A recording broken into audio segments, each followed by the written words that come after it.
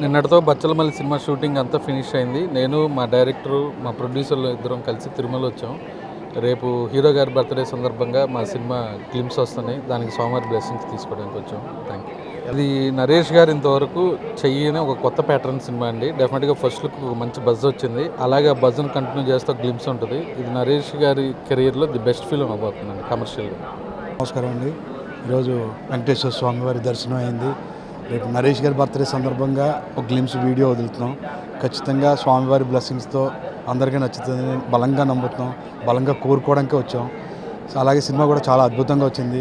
నరేష్ గారి కెరీర్లో one of the mile stone film అవుతుందని నమ్ముతున్నాం.